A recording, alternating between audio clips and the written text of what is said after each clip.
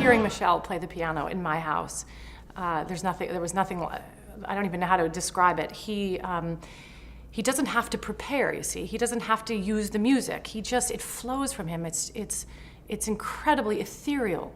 His fingers are very, very light, never hits a false note, never hits anything hard. He's not funky or cool. He's so free, and he can flow, and this is part of his mind as well as his hands. He can flow from classical music to jazz. He has absolutely no personal restraint in style. He doesn't see himself as a master of this or that. For him, it's all about melody. So I could feel him both decorating and still wanting just the melody. He trusted my honesty, really, towards melody, which I've always had. Like, that's something, I've never been a very florid singer.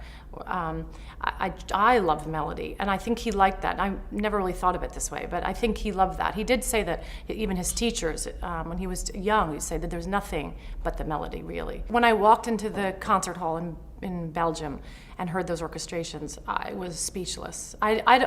Even his incredible majesty at the piano, where he goes to the very end, and he loves to go to the very bottom, you see. He's very funny, too. He'll play, and then he'll just go, and he'll pretend to fall off the piano. Even with all the keys, it couldn't have prepared me for what he did with all the potential of all those instruments. So it was unbelievable.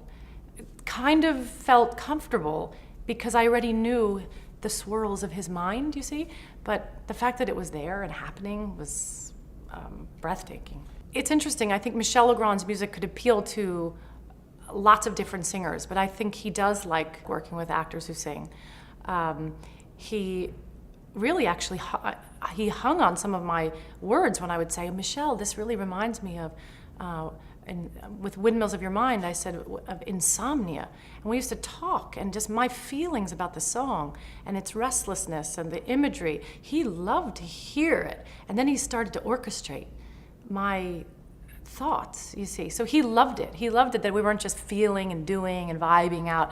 That I don't think would have held his interest. We had ideas about a lot of things. I had really, really strong emotional actressy feelings about I Was Born in Love with You, for example.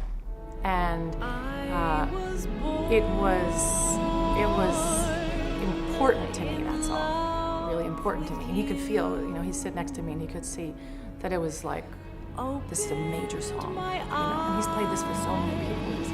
To me, it was major, so he would acknowledge that. He always, even though he's worked with all these famous people, I know Sarah Vaughan did something amazing with that song, amazing performance of that song, and recording so many people. I'm so humbled, I feel like a jerk sometimes talking about it, but he actually always treated me like my thoughts were super important to him.